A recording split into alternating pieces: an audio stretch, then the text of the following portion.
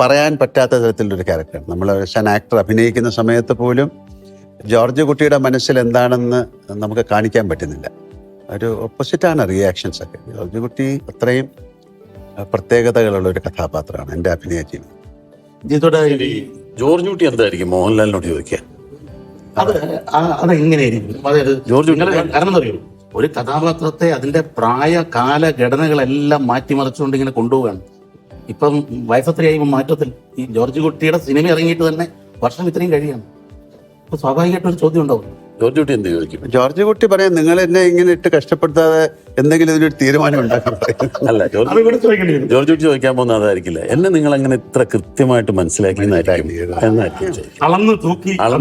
എന്റെ മാനസിക വ്യഥകളും എന്റെ മനസ്സിൽ നടക്കുന്ന എല്ലാ പ്രശ്നങ്ങളും ഇത്ര കൃത്യമായിട്ട് നിങ്ങൾക്ക് എങ്ങനെ മനസ്സിലായി എന്നായിരിക്കും ജോർജ് കുട്ടി ചോദിക്കുക. അത് വലിയ ഒരു, ഇങ്ങനെ ചോദിച്ചാലും character in search of an actor എന്ന് പറഞ്ഞിട്ടുള്ള വലിയ ഒരു വർക്കാണത്.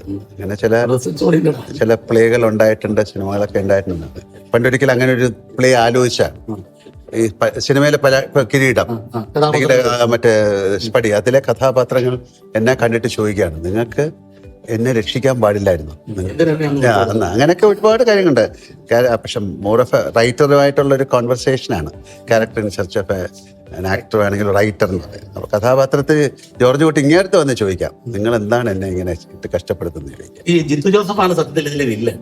കാരണം എന്താ പറയുക, ജോർജ് കുട്ടിക്ക് ഒരു മോക്ഷം കൊടുക്കുന്നില്ല, അയാൾ ഇങ്ങനെ ഇട്ട് കഷ്ടപ്പെടുത്തുകയാണ്. ഇപ്പൊ പ്രഭാകരൻ അവിടെ ഉണ്ട്, ഗീതാ പ്രഭാകരനുണ്ട്, ഒക്കെ ഉണ്ടെങ്കിലും ഇതൊന്ന് സെറ്റിൽ ചെയ്യാൻ സമ്മതിക്കണ്ട നിങ്ങൾ. മാത്രമല്ല ഞങ്ങളെ പ്രേക്ഷകരെയും നിങ്ങൾ ഒരു സെറ്റിൽമെന്റിന് തയ്യാറായ സംസാരിച്ചുകൊണ്ടിരിക്കുകയാണ്. എങ്ങനെയാണത് ജിത്തു ജോസഫിന്റെ ആംഗിൾ? കാരണം ഇങ്ങനെ ഒരാളെ കിട്ടി, ഇതൊരു പൊന്മുട്ടയിടുന്ന താളമാണ് യഥാർത്ഥത്തിൽ. ഇപ്പൊ ആരായിരിക്കും അത് നിർത്താൻ സമ്മതിക്കാത്ത, അയാളെ നിന്ന് രക്ഷപ്പെടാൻ സമ്മതിക്കാത്ത ആളാരായിരിക്കും? പ്രതി ആന്റണി പെരുമാൾ. അല്ല കേട്ടോ, അങ്ങനെയല്ല. ഫസ്റ്റ് കഴിഞ്ഞ സെക്കൻഡിന്റെ ഒരു ഡ്രൈവ് ആന്റണിയാണത്. ആക്ച്വലി അത് നന്നായി വന്നില്ല. ഞാൻ ചിന്തിച്ചിരുന്നില്ല.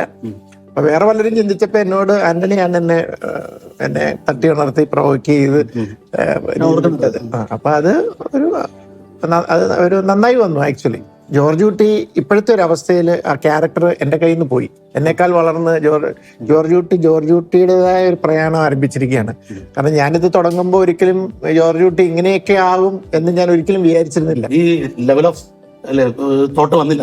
കാരണം ആ ക്യാരക്ടർ നിങ്ങൾക്ക് 3 കാണുമ്പോൾ മനസ്സിലാവും, ജോർജ് കുട്ടി വേറൊരു തലത്തിലേക്ക് പോയിക്കൊണ്ടിരിക്കുകയാണ്. അത് ഞാനും ഇങ്ങനെ കുറച്ച് പകച്ചു നിൽക്കുകയാണ്. ആ ഒരു അവസ്ഥയിലേക്ക് ജോർജ് കുട്ടി, ഒരു മനുഷ്യന് അങ്ങനെയും സംഭവിക്കാം. അത് ഒരു ചെറിയ ഒരു പരിണാമം, ഒരു പ്രത്യേക അവസ്ഥയിൽ നിന്ന് വേറൊരു അവസ്ഥയിലേക്കുള്ള ഒരു ട്രാൻസ്ഫോർമേഷൻ. അത് എല്ലാ കണക്കൂട്ടലും ശരിയാവുന്നുണ്ട്. പക്ഷെ അത് ഞാൻ ആലോചിച്ചപ്പം അതിൽ തെറ്റുണ്ടോ എന്ന് ചോദിച്ചാൽ, ഒരു മനുഷ്യനാണെങ്കിൽ ചിലപ്പോൾ പ്രത്യേക സാഹചര്യങ്ങളിൽ അങ്ങനെ ഒരു ട്രാൻസ്ഫോർമേഷനൊക്കെ ഉണ്ടാവും. അപ്പം ഞാൻ ആലോചിച്ചു, ജോർജ് കുട്ടി ആയിട്ട് അങ്ങനെ അത് ആഗ്രഹിച്ച് മുന്നോട്ട് പോകണേ പോട്ടെ, അല്ലാതെ ഇപ്പൊ എന്ത് ചെയ്യാൻ പറ്റും? ഞാനതിനെ തടയുന്നില്ല. ഞാനതിനെ തടയുന്നില്ല, ഫുൾ സ്വാതന്ത്ര്യം കൊടുത്തിരിക്കുകയാണ്.